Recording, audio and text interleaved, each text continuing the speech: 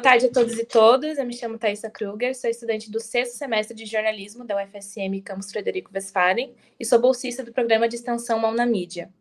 Hoje, a nossa atividade ligada ao programa de extensão Mão na Mídia é o Diálogos, onde a gente vai conversar sobre jornalismo ambiental com a Silvia Franz Marcuso. A Silvia Marcuso é uma jornalista e consultora especializada em comunicação para a sustentabilidade, com experiência em temas ambientais desde 1993. Atualmente, ela escreve para o sler.com.br e é curadora do coletivo Poa Inquieta, do mesmo portal. Ela já atuou em diversos veículos de comunicação e ofereceu consultoria para projetos governamentais e ONGs não governamentais ambientalistas. Colaborou na criação da Secretaria Estadual do Meio Ambiente do Rio Grande do Sul. E a Marcuso também está envolvida em grandes projetos e publicações sobre ecologia e sustentabilidade, como o Manual do Ciclista de Porto Alegre e o Diagnóstico Ambiental de Porto Alegre. Então, seja bem-vinda, Silvia. Obrigada. Estamos ansiosos para escutar um pouco da tua trajetória e as tuas experiências. Então, agradeço aqui o convite da professora Cláudia, espero que eu possa contar um pouco da minha, que vocês possam aproveitar e aprender alguma coisa com as coisas que eu vou falar. A gente também tem que trocar, também tenho vontade de saber mais de vocês. Então, eu fui, assim que eu entrei da faculdade, naquela época, na década de 80, eu sou de Cachoeira do Sul e vim para Porto Alegre em 1989. E em Cachoeira eu já tinha começado a fazer um curso na área de artes, porque eu gosto muito de arte e eu fui da primeira turma do Ateliê Livre Municipal de Cachoeira, enfim, mas eu tinha que arrumar alguma coisa que não tivesse em Cachoeira para eu sair, para eu vir para Porto Alegre. E aí, então, vim, então eu me inscrevi para Relações Públicas, achando que eu ia curtir mais, enfim, e no meio da faculdade, o meu comportamento, meu jeito de ser, o coordenador do curso de jornalismo chegou e disse, mas tu não tem que ser das Relações Públicas, tu tem que ser do jornalismo. Porque eu era uma pentelha, assim, né, ficava incomodando e perguntando, e etc. E aí, acabei vindo para o jornalismo. E no jornalismo eu gostei demais, assim, eu comecei a trabalhar, eu fiz estágio e trabalhei em vários lugares durante a faculdade, mas principalmente eu comecei a ser estagiária na FM Cultura, no tempo que ela estava sendo criada, e era uma emissora assim que tinha muitos profissionais legais, e tinha um departamento de jornalismo forte, tinha uma área de produção forte. E depois eu fui para o telejornalismo da TVE. E foi uma baita de uma aula, porque, na verdade, naquela época, trabalhar em rádio e TV, tudo analógico. A redação era máquina de escrever, fazer jornalismo naquela época era uma epopeia. E se fazia jornalismo. Eu trabalhava na produção, né? Eu estudava de manhã, e almoçava, pegava o ônibus, pegava muita carona, né, e pegava o ônibus e tinha que chegar um pouco antes da 1h para ser rádio escuta. Eu batia o correspondente Renner e Ipiranga, era Alfred primeiro e Ipiranga, né, Cláudia? Não sei se tu lembra desse tempo. Todos os dias na rádio, um era 15 para 1 e outro era 1h, e eu tinha que digitar, eu já tinha feito datilografia em Cachoeira, então era boa coisa, eu pegava as manchetes do que estava acontecendo no dia. Então a rádio escuta, ela é naquele tempo, era uma baita de uma escola, porque tu ficava sabendo o que estava acontecendo pelo rádio, e aí tu montava as pautas para fazer as matérias do jornalismo diário. Então, eu trabalhei no telejornalismo da TVE, aí depois eu fui depois de formada, eu comecei a trabalhar no Correio do Povo, e lá no Correio do Povo que eu comecei a despertar interesse para as pautas ambientais. Até chegou um momento assim que eu não tinha mais pauta, não ganhava pauta, eu fazia pauta, eu chegava e eu descobria as coisas e fazia matérias, e tinha uma autonomia, e sempre com matérias exclusivas, e fazia muita coisa. E naquele tempo, o que saía no jornal tinha muita repercussão. E eu fazia aquela coisa assim de dava uma notícia e ligava. E aí, o que o Ministério Público vai fazer? E aí, como é que não sei o que lá? Entendi. Comecei a conhecer pessoas importantes também do movimento ambientalista. Naquela época, o Augusto Carneiro, que foi um ambientalista muito importante aqui, que convidou o José Lutzenberg para fundar a GAPAN, ele ia muito seguido na redação, então ele me falava de muitas coisas, enfim, e era um momento assim que o editor de geral, na época, ele era muito aberto a essas pautas, então eu consegui espaço. Esse foi um momento, assim, muito bom da minha vida, que eu adorava, foi um momento, assim, que eu era muito realizada. Só que daí na Feira do Livro de 1995, eu, cobrindo a 40ª feira, né, ano 40, vocês veem, agora está em 70, né, 70 edições da Feira do Livro, eu fiz uma matéria, fiz muitas reportagens, enfim, fiz uma entrevista e acabei conversando com um pipoqueiro e descobri que o pipoqueiro ganhava muito mais que eu. E aí eu comecei a ficar muito indignada com a história de fazer uma coisa, mas ser tão desvalorizada. E acabei recebendo, então, uma proposta, acabei começando a fazer uns freelas para um livro sobre a história de esteio para a LPM Editores e acabei sendo contratada com carteira assinada pela LPM Editores. E lá na LPM eu comecei a ter, assim, contatos de como fazer publicações, de como fazer, de entender mais, assim, o lado editorial. Isso num tempo, assim, que a LPM era uma editora, assim, ainda é, mas ela era muito importante. Então, assim, naquele tempo, eles alugavam várias salas na Rua de Padre Chagas, inclusive eu acompanhei naquele tempo, quando a Padre Chagas começou a se transformar, que hoje é uma zona de muitos bares e restaurantes importantes, enfim, é uma zona importante, assim, culturalmente, né, de gastronomia, de bares, enfim. Naquela época abriu o Café do Porto, que era o primeiro lugar, que era o primeiro café, assim, moderno, né, naquela época, na década de 90. Daí, depois da LPM, eu fiz, então, o Manual do Ciclista de Porto Alegre, que foi, assim, um divisor de águas na minha vida, porque do Manual do Ciclista eu fiz muitas outras publicações e acabei, depois, passando o tempo indo para uma escola livre internacional na Dinamarca, que chama The International People College, que foi uma indicação do Francisco Milanês, porque eu disse, Milanês, eu quero passar um tempo fora do Brasil, isso aqui, naquela época, $1 era R$1, e muita gente saía de mochila, meus 20 e poucos anos, saía de mochila pela Europa para viajar e aventurar e trabalhar também fora, né? E aí, o que aconteceu? Essa escola fica na Dinamarca, e foi muito legal a experiência. Eu tive colegas de 40 países diferentes do mundo, assim, e a gente estudava e a gente aprendia uns com os outros, porque nós éramos muito diferentes, enfim. Eu dividi o quarto com uma sul-africana, e também porque a gente conversava muito sobre questões de conflito no mundo, porque essa escola foi fundada depois da Primeira Guerra Mundial para difundir a paz entre os povos. Então, eu tinha tirado a minha cidadania italiana, eu estava achando que eu ia ir para a Europa e ia ficar por lá. E fiquei um bom tempo, assim, mas não chegou a um ano, porque eu acabei ficando doente lá e tive que voltar. Eu comecei a ter síndrome do pânico lá, sozinha na Europa, e aí eu tive que voltar, e foi bem difícil. Até que voltei, e daí comecei a fazer publicações sobre a gestão ambiental para o Grupo Tramontina. Fiz 3 publicações, depois fiz mais outras publicações, enfim, organizei, editei, produzia, escrevia, entrevistava, fazia de tudo. E até que fui convidada, eu trabalhei um tempo como bolsista do Polo para Gestão para a Qualidade do Meio Ambiente da PUC, lá. Foi em 97, 98, isso, por aí.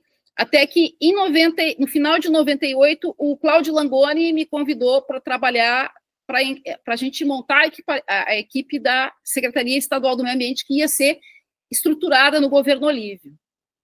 Isso foi 99, então, foi criada a SEMA, então foi até 2002, e na SEMA, nossa, a gente fez muita coisa. Nossa, foi assim, a gente reabriu Itapuã, era um governo, era um tempo assim que a questão ambiental era realmente importante. O governo Olívio, ele foi assim um governo que quem trabalhou naquela época tem muita saudade, porque foi um momento assim de ouro para essa área, principalmente para essa área ambiental. Várias unidades de conservação foram criadas, várias coisas para a gente pensando assim no longo prazo. Conseguimos fazer o Código Estadual do Meio Ambiente, que ficou sendo debatido 10 anos na Assembleia Legislativa, conseguimos fazer com que fosse assinado. Enfim, rolaram muitas coisas legais. Aí depois o Lula ganhou a eleição, eu fui para Brasília, meu marido também foi convidado para trabalhar no governo, no IBAMA, e eu trabalhei 1 ano no governo Lula, mas não foi para mim assim, foi muito boa experiência, mas eu não foi assim, eu não fui muito feliz assim, e também o meu estilo para Brasília é muito diferente, assim, digamos assim. E acabei ficando 1 ano só no governo, e depois eu acabei indo trabalhar com as ONGs. Então, lá eu trabalhei em Brasília, trabalhei na rede de ONGs da Mata Atlântica. Então, eu vou encurtar a história para dizer que, assim, eu trabalhei para governos, governo federal, governo estadual, governos municipais, enfim, fiz muitas publicações e muitas coisas, e acabei voltando a fazer reportagem depois da pandemia, porque na pandemia, assim, porque eu tive momentos já na minha vida que eu tive a fim de desistir do jornalismo por N motivos, principalmente também porque a gente vive num momento, num estado que não tem valorizado tanto, assim, em termos de grana, né, Então, assim, para ser um jornalista ambiental, tem que gostar muito e tem que estar muito consciente da nossa necessidade de fazer as coisas acontecerem.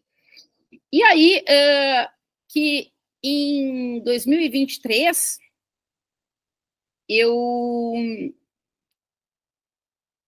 2022, eu comecei a voltar a fazer matérias, até que em 2023 eu fiz uma matéria para a agência pública, que foi uma matéria que repercutiu muito a situação sobre a questão do nosso governador, né, do governo Leite com relação às enchentes de 23, e acabei fazendo mais matérias, enfim, acabei ganhando um prêmio de jornalismo com essa matéria, e vi, assim, que realmente o quanto é importante a gente, que tem mais experiência, que conhece mais pessoas, é importante a gente conseguir fazer reportagens.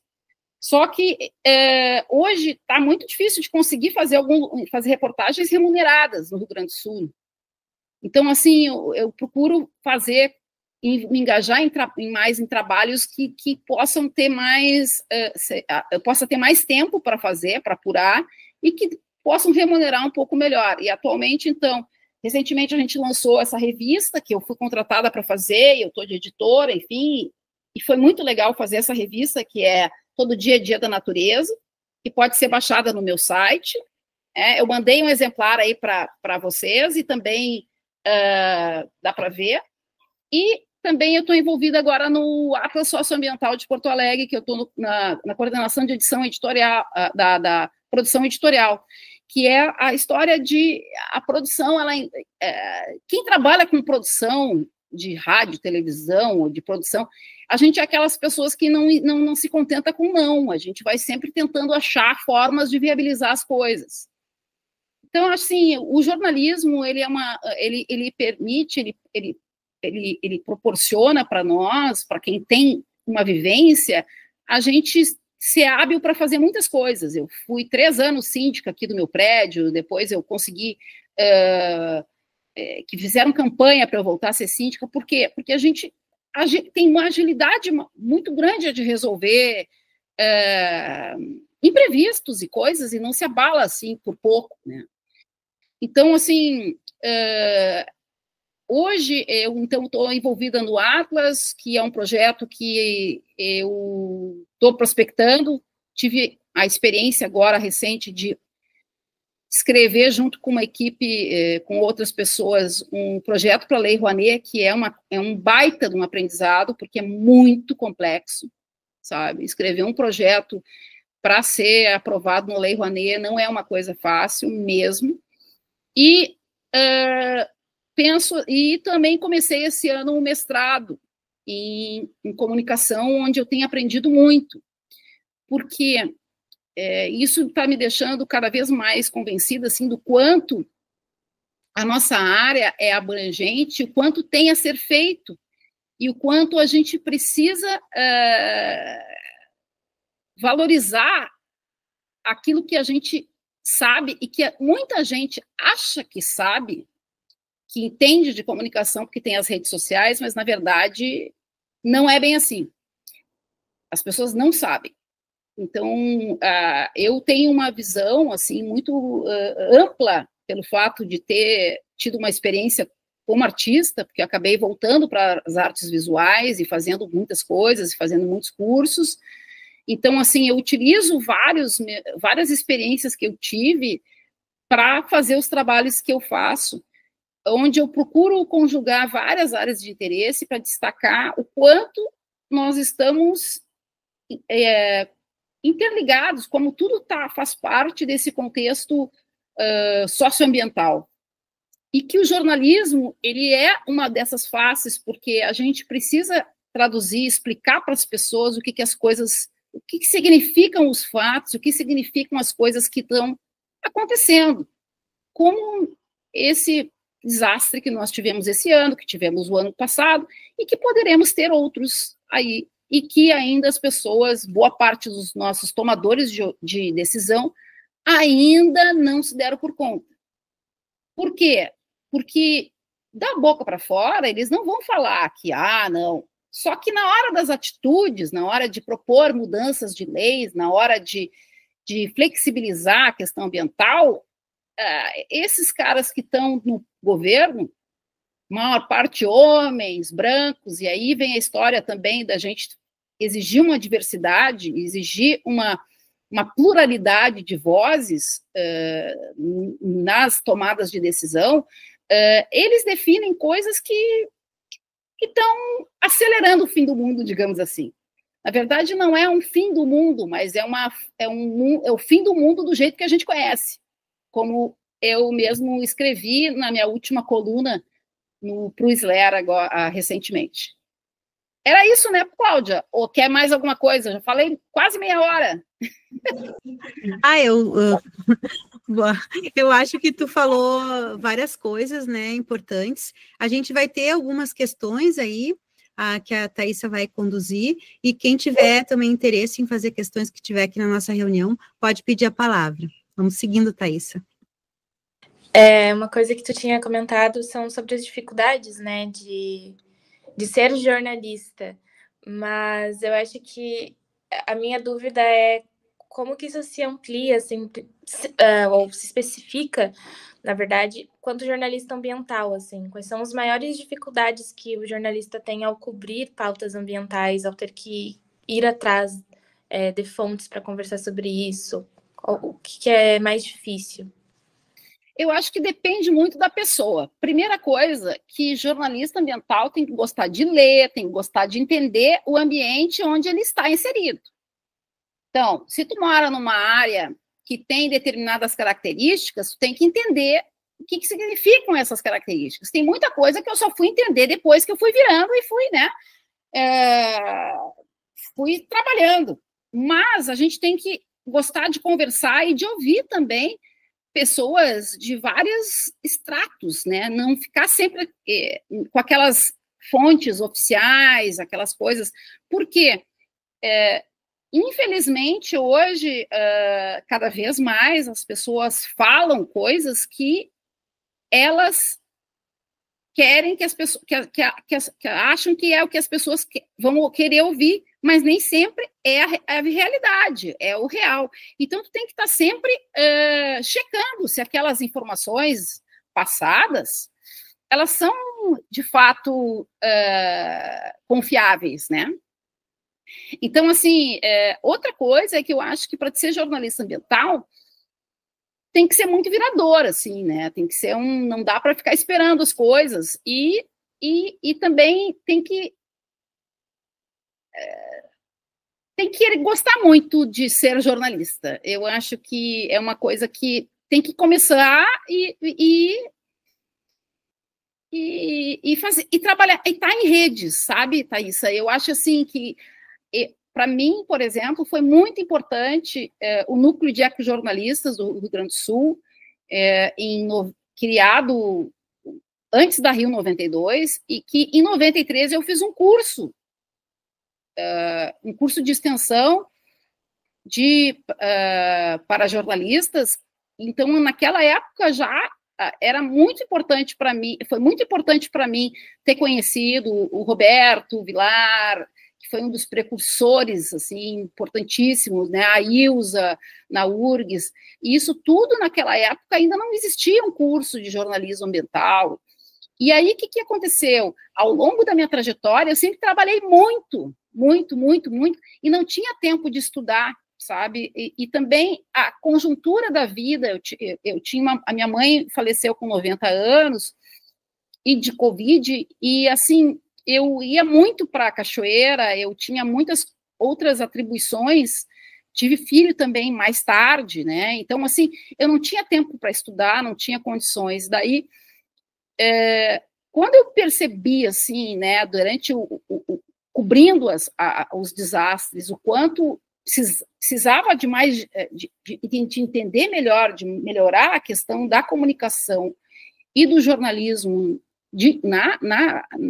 nos desastres, porque tanto a questão da defesa civil, quanto do Estado, quanto dos próprios jornalistas, é muito falha. Quando a gente entende minimamente como as coisas funcionam, a gente fica chocado. Como é que a gente, em pleno século XXI, ainda está tendo gente perguntando e conduzindo narrativas que não fazem sentido mais hoje. Não sei se te respondi, hein? Respondeu sim, obrigada. Prof. Cláudia, você tem alguma questão? Eu queria aproveitar, né, a Silvia, porque, como ela falou, né, ela teve essa reportagem premiada em 2023, quando a gente teve aquela primeira etapa, eu digo assim, né, porque depois, em 2024, a gente teve todo o desastre de novo, né, e aí o que eu acho interessante é que a Silvia continuou, né, muito atenta a esse debate todo, e também continuou produzindo. E agora também como mestranda, que eu acho essa ideia também de estudar a comunicação de crise, as falhas que a gente tem nessa comunicação, é uma coisa muito importante. Eu queria que tu trouxesse, assim, na tua visão também, como moradora de Porto Alegre, né, porque a Silvia também foi, né, atingida diretamente com a enchente de Porto Alegre. Claro, um fenômeno extremo, né, um histórico, mas a vivência, né, que tu teve, e também como esse olhar de jornalista já com muita experiência, que tu pudesse, talvez, colocar, né, como que você viu a atuação da imprensa, do jornalismo naquele momento, né? Pode ter algum fato positivo, alguma crítica, enfim, qual é a tua visão daquele momento específico aí em Porto Alegre? Agora com um pouquinho mais de distância, né, porque... Primeiro que eu acho assim, ó, foi tão impactante que as pessoas fizeram o que era possível. No meu caso, como eu fui atingida e eu estou sempre muito conectada aos cuidados da família, e eu tenho uma tia de 85 anos que ficou aos meus cuidados, enfim, eu fiz muitas matérias, mas eu estava ilhada, eu não conseguia sair para a rua, porque eu tinha uma série de coisas assim que eu não tinha como sair, né? Então, assim, eu consegui trabalhar aqui eu moro no Menino Deus, o meu prédio aqui em volta todo ficou alagado e consegui sair e ainda contei, né? Fiz um relato que saiu, foi publicado na revista Plurale sobre o que foi para mim naquele momento, né? Porque essa que é a questão, entende? E aí, assim, é hoje que eu estou estudando comunicação de risco, estudando um pouco mais de sociologia e também de psicologia. As pessoas, a gente não imaginava que fosse se dar o que deu. Por outro lado, eu estava escrevendo, dizendo, olha, vai subir, vai alagar, etc., sabe? E eu falava e dizia, mas eu achava assim que não, que não ia ser o que foi, na verdade. Então, isso é uma coisa que é muito comum acontecer em desastres. Até que chegou um momento que eu disse, eu vou sair, porque o meu marido e o meu filho não queriam sair, enfim, eu peguei e disse, eu vou sair. E aí saí, e a minha tia não queria sair, até que eu saí, fui para a casa de uma amiga que era lá bem longe daqui, lá em Higienópolis, e daqui a pouco me ligam, dizendo, olha, tua tia está aqui, eu tive que voltar para buscar a minha tia. Então, assim, eu acho que tem que ter uma série de protocolos já ajustados e firmados, e esses protocolos eles têm que ser ousados, têm que ser reais, e de orientação para a comunidade. Isso não existe hoje aqui. Próxima vez, o que tem que fazer? Por exemplo, o problema é que hoje, se a pessoa ela não quer sair, por exemplo, do Delta do Jacuí, uma área que sempre vai alagar, é uma área que ela não deveria ser ocupada.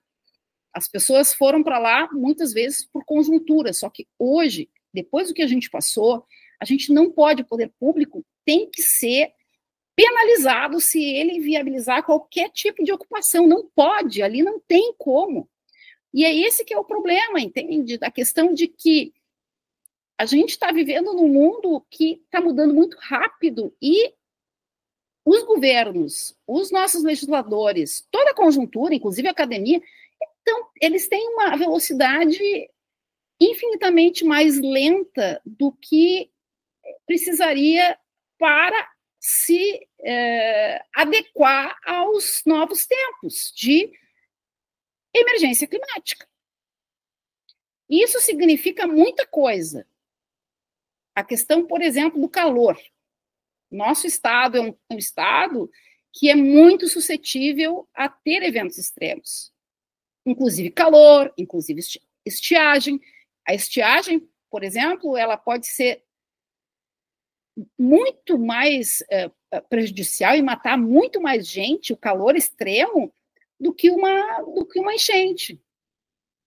Só que todas essas informações, esse contexto, a gente precisa de pessoas que traduzam isso, tanto para os tomadores de decisão, quanto para as sociedades, quanto para tudo. E aí, nesse contexto, é que entra a história do papel de um jornalista mais sensível a essas pautas e que entenda minimamente, que conecte os pontos, né? O que isso tem a ver com economia, o que isso tem a ver com comportamento, o que isso tem a ver com o ambiente, o que isso tem a ver com a nossa cultura como um todo. Então, até esse jeito de fazer jornalismo, de ser segmentado, de pauta de economia, pauta disso, pauta daquilo, é uma coisa que eu acho que a gente vai ter que rever, sabe? Porque são impactos múltiplos em várias áreas. A questão climática impõe. E o que é o mais cruel, sabe? É que nós estamos pagando, nós, enquanto latino-americanos do sul global, enquanto países em desenvolvimento, enquanto países com uma baita de uma desigualdade, nós estamos pagando porque os países ricos lançaram muito mais gases de efeito estufa do que deveriam. E o pior, mesmo depois de alertados, etc., continuaram emitindo e continuaram colocando na roda. Ou seja, assim, boa parte desses acordos internacionais foi tudo para inglês ver. E hoje, o que está acontecendo? COPs, isso e aquilo, tem sido usada, infelizmente, para servir de turismo, muitas vezes, de governante, sabe? Os caras vão, mas eles não entendem direito o que é aquilo ali, sabe? O que significa o que as pessoas estão conversando. E isso também precisa ser denunciado, precisa ser falado para as pessoas. Só que, para isso, tu tem que entender minimamente o que está acontecendo, né? A gente poderia já, né, pedir para uma pergunta mais final agora, que seria mais assim em relação a essa tarefa, né? Acho que tu contextualizou bem a dinâmica da emergência climática, a necessidade que o jornalista tem de estar sensível a isso e a buscar fazer essa tradução, né? Eu acho que tu exemplificou bem, é bem importante isso. E aí eu queria que tu concluísse em relação a essa tarefa, assim, da comunicação, pode ser não só do jornalismo, né? Porque a gente sabe que os poderes, as COPs, os legisladores estão atrasados, mas será que a nossa tarefa na comunicação também, né, não está atrasada? O que a gente pode, sei lá, o que te vem à cabeça para a gente tentar modificar e ter alguma ação mais assertiva nesse contexto? Olha, eu acho que, para dar uma resumida e uma traduzida no contexto, eu acho que não só a comunicação, mas todas as áreas estão atrasadas.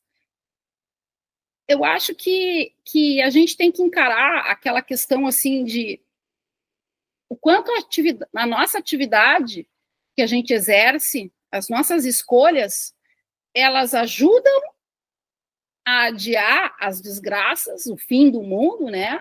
Ou elas aceleram esse contexto. E aí vem a história das nossas escolhas. Por que ser consumista? Por que toda hora ter que trocar coisas? Por que eu preciso fazer tudo gastando mais energia do que seria necessário? Por que eu preciso comprar isso? Enfim, uma série de escolhas nossas, inclusive do que ler, do que consumir, do que assistir, porque a gente está vivendo um mundo de transições impensáveis. E aí vem aquela coisa assim que, na comunicação, eu acho que a questão ética, eu acho que hoje a questão de moral, de ética, de filosófica, da gente estar em paz com a consciência da gente, ela também tem que ser muito trabalhada, porque não dá mais hoje para as pessoas só trabalharem por dinheiro, e essa lógica que nos ameaça, desse neoliberalismo de que libera geral porque o que importa é dinheiro, já está mais do que comprovado que ele não está dando certo, e que sempre o capitalismo, do jeito que ele vem sendo praticado, ele vai dar um jeito de dar digamos assim, lapida um pouco a pílula ali, né, dá uma dourada, para continuar sempre exercendo o seu poder e continuar mandando na situação. E aí vem a situação das big techs, né, vem a situação da hegemonia cultural. Então, assim, hoje, eu acho que a gente tem que se voltar mais para a natureza, sabe? Tem que aprender mais a observar a natureza. Quem vive no interior, ela tem muitos privilégios, é muito mais... A velocidade das coisas é outra. Então, assim, isso é uma coisa que a gente tem que aprender a valorizar, aprender a desfrutar. Eu sinto muita falta disso aqui em Porto Alegre, porque essa imposição dessa velocidade que as telas, que as redes sociais, que esse mundo da grana nos impõe, ela é uma coisa bem assim, que não nos ajuda enquanto civilização, sabe? Isso é o que eu sinto, pelo menos. E aí eu me sinto como uma bioindicadora de qualidade socioambiental, no sentido de que eu hoje aqui, por exemplo, aqui em Porto Alegre, eu fico muito mais, eu sinto muito mais tocada, porque tem muito mais pessoas em situação de rua, as ruas estão sujas, eu passo pela Avenida Ipiranga, tem aqueles taludes desmoronados e não estão arrumando, né? E ao mesmo tempo o cara que mentiu, uma administração que foi negligente com relação aos cuidados com a cidade, essa administração ganha a eleição, não só ganha, mas ele ganha de lavada. Então, assim, a gente precisa aprender a ser resiliente e tentar a gente precisa aprender a tentar ser feliz, apesar de tudo isso, porque está muito duro esse momento. Ser jornalista, mas ser jornalista ambiental, que a gente está sabendo as coisas antes há muito tempo, e a gente fica dizendo, eu trabalho nessa área de jornalismo ambiental e clima, comunicação e clima há bastante tempo, já participei de projetos grandes, assim, como um projeto que era Direito e Mudanças Climáticas dos Países Amazônicos, em 2008, 2009, por aí. Já trabalhei em projetos na Amazônia, já trabalhei em várias coisas, e aí, assim, a gente está dizendo isso há sei lá quanto tempo e, sabe, as pessoas não ouvem e não, elas acreditam no que elas querem. Então, assim, nós, enquanto jornalistas, a gente precisa ter redes, precisa se ajudar, precisa colaborar, a gente precisa aprender a ser mais solidário uns com os outros, porque esse é o contexto, né, que a gente está inserido. Muito obrigada, Silvia. Eu vou projetar aqui, aproveitar, né, o que a gente citou, mas projetar aqui o site, né, da Silvia, que é o SLER, assim que diz, né, Silvia? Não é, eu sou uma das colaboradoras, na verdade, eu sou uma das cronistas, né, tem vários cronistas e eu escrevo aí. Isso, aqui até tem 120 textos. Logo na capa a gente vê quantos textos tem da autora, né? Tem e até aqui... mais, que eu escrevi também pelo coletivo Põe Quieto. Agora, o meu site mesmo é o silviamarcuso.com.br. Tá. Então, esse aqui, então, é a tua última coluna, né? Que tu não, a minha última coluna é a de hoje. Tem uma hoje. Eu tava olhando essa daqui, então, olhando errado. Mas, enfim, então, o pessoal consultar, né? O sler.com, né? E silviamarcuso.com, são os teus dois sites, né? .br. Os dois.com.br. Deixa eu ver se eu acho aqui o marcuso.com.br. É Silvia Marcuso, tudo junto, .com.br. Tô localizando. E aí lá aqui. Tem várias coisas, tem uma biblioteca com trabalhos que eu já fiz, tem link para lives que rolaram. Eu fiz uma série de programas nas ondas da transição, na época da pandemia, porque na pandemia é que eu vim assim, eu tenho que voltar a ser jornalista, sabe? Porque eu estava realmente muito, muito tocada com tudo que eu estava vivendo e, sabe, era uma coisa mais forte que eu. E, de minha parte, assim, eu estou muito feliz de a gente ter conseguido esse encontro, esse diálogo, e vou deixar também para a Thaísa fazer as considerações finais, e, enfim, foi muito bom, é muito proveitoso conhecer mais da Silvia, saber do trabalho dela, né, eu já conheço ela há mais tempo, mas sempre é bom ouvi-la por essa vasta experiência, e isso que tu falou no final, eu acho que é essa falta mesmo de conexão que está fazendo a gente ir para um lugar ruim, né, que a gente não está no lugar bom, a gente está indo para um lugar pior, e é a falta de conexão mesmo, né, de humanidade, de solidariedade, então esses valores é que a gente precisa focar, né, para fazer o jornalismo ambiental, eu acho, para esse momento, que não é fácil, né, como tu falou, tá vindo muito rápido, muito forte, e a gente vai ter que escolher um caminho que a gente consiga incluir mais as pessoas, né, então foi uma conversa muito importante aqui, eu agradeço demais, passo para a Thaísa. Obrigada, prof. Então, a gente só queria agradecer mesmo a tua participação, Silvia, tuas contribuições. Foi muito importante te ouvir e realmente refletir sobre a minha futura profissão, né? Eu que estudo a parte ambiental, de comunicação ambiental, tenho pesquisado bastante a respeito disso, então é muito importante para mim essa conversa. Eu quero agradecer a prof. Cláudia por ter me convidado, apesar do nervosismo, eu estou muito feliz de ter estado aqui com vocês, né? E gostaria de convidar, então, a Silvia para fazer suas considerações finais. Então, eu convido todos para ler a coluna sobre tecnomagia, lados da tecnomagia, que é de hoje, porque eu ouvi um pesquisador que é italiano, mas ele é professor na área de imaginário, numa universidade na França, e ele explica muitas coisas, inclusive porque o avanço da extrema-direita, a eleição do Trump. Então, tem muita gente pesquisando a comunicação e pessoas que estão... E é isso, sabe?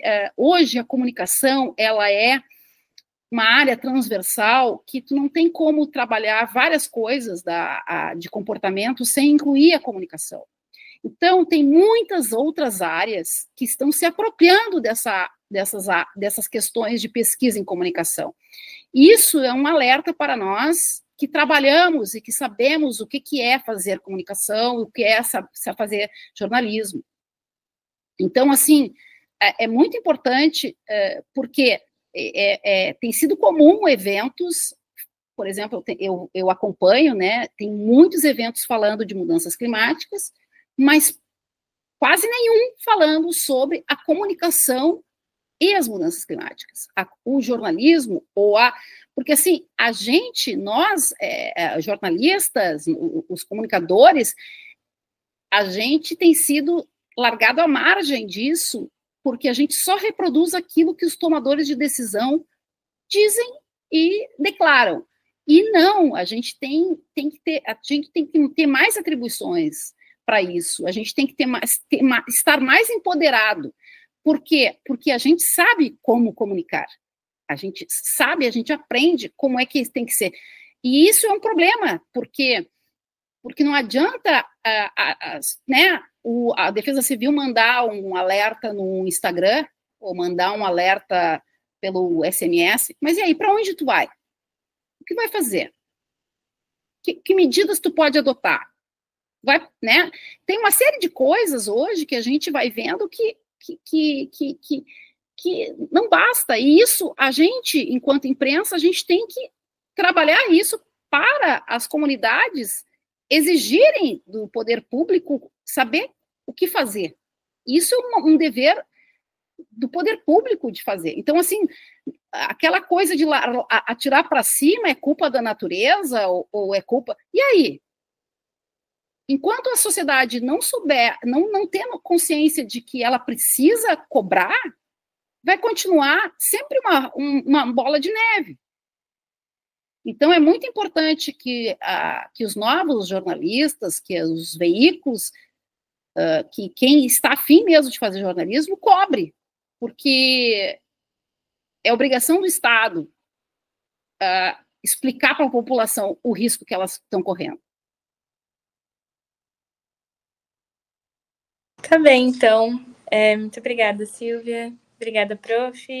E obrigada à galera da turma que participou, né, que entrou aqui e esteve com a gente até agora.